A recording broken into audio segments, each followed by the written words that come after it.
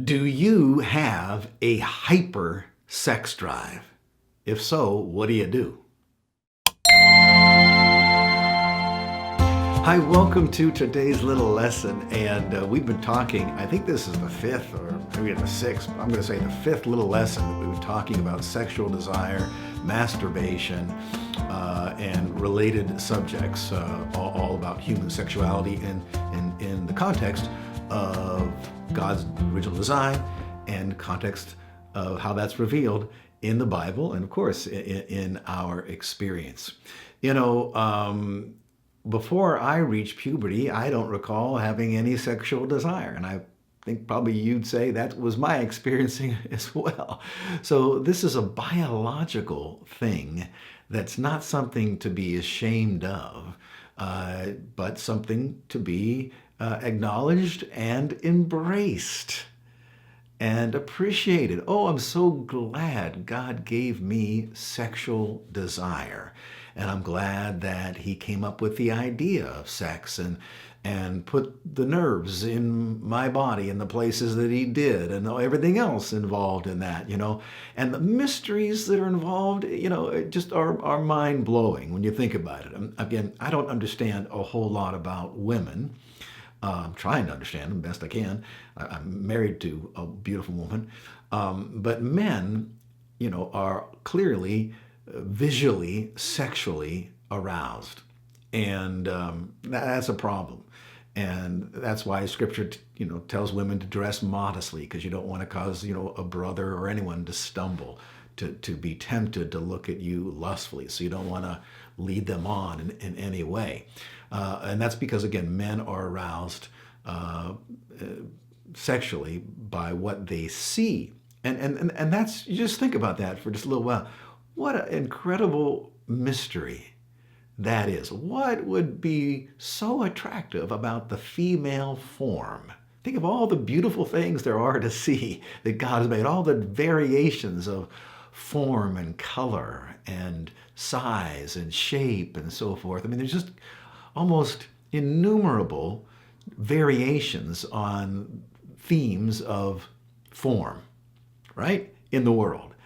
And who can explain, who can understand why men would get so excited about the female form? It's, it's one more proof that God exists. And sex in general is one more proof that God's a loving God.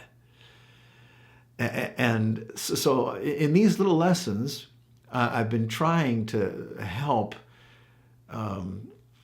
Christians, and particularly the struggling single Christians who have the same sexual desire as married people, but have no outlet to act upon that or expression. And that is a motivator, to try to get you interested in marriage, because the only way you're going to get sex is if you get married. So you got to get married. Well, I'm kind of a, lunky, clunky, socially, dopey person. Well, you had to fix that, right? Because a hard time getting married if you're real shy around the opposite sex, and you can't make yourself attractive, right? Okay. So this is that whole thing of marriage and sex is a real motivator for people to learn and hopefully mature and grow and improve themselves and make themselves attractive on every level, not just the physical level, but on every level. Because marriage is a merging of two different people, and just because you got married doesn't mean your problems are over. It starts a whole new set of problems as you have to adjust to life with somebody else. All right, so we've been looking at 1 Corinthians chapter 7 in our previous 4 or so little lessons, and just emphasizing what that chapter emphasizes repeatedly, acknowledging the God-given sexual desire that's so strong. And I ask at the outset of this little lesson, do you have a hyper sex drive? And if so, what do you do about it? And I'm asking that question a little bit tongue-in-cheek, because over the years I've particularly the days back when I was pastoring, but even since, no longer pastoring, every once in a while you have people ask you questions and look for counseling and so forth. And Many times I've had men come to me and say, man, my sex drive is just off the charts and I don't know what to do about it. Even married and unmarried men.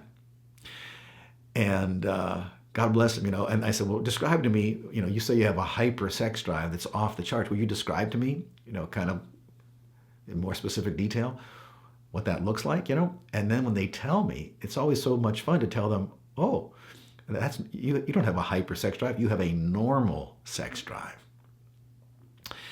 And they're often relieved to know that they're, not cursed with something beyond everybody else. But that's how it is. And boy, I don't know much about women, but I know a lot about men. And just think about it, men and women. Think about the crazy things that sex drives people to do. And just as I'm recording this, that there's a high-profile business leader who's worth billions of dollars and who's been married 25 years, and he's divorcing her for this younger babe. And, he looks like any older man who divorces his wife to marry a babe, lacking certain character traits that would be desirable.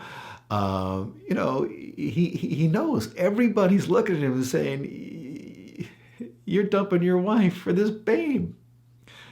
And yet, in full view of the whole world, looking like really a fool, going through with it. Why? Because of sexual desire. And I shouldn't just pick on that guy, because that's been repeated by lots of people, including pastors who throw away, and ministers who, out of control, because of a sexual desire, out of control, really take a risk and ultimately become the ultimate losers, lose their families, lose all respect within their field, lose their vocation because they can no longer serve in ministry, because of their sexual antics.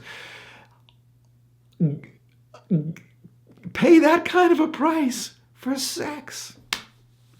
So, I'm only saying that to show you this is an incredibly strong desire. And it's supposed to be a desire that cements married couples together. And it's supposed to pull unmarried couples together to get married. It's all in the divine plan of God. All right? And there's more to it than that. But I'm just trying to encourage single people, hey, and everybody who thinks, oh, I've got this hypersex drive. Chances are, you're like everybody else, or most people. I realize there are people who have, there is a spectrum, there is a range, but many men that I've met who think that they're off the charts are right in the median if they were to do their research. Okay, all right, so the solution is stop depriving one another. As Paul said, there shouldn't be such a thing as a sexless marriage. And you don't even own your own body. It belongs to your spouse. These strong things we've been reading that Paul says. And now, goodness, how time is flown. We're out of time.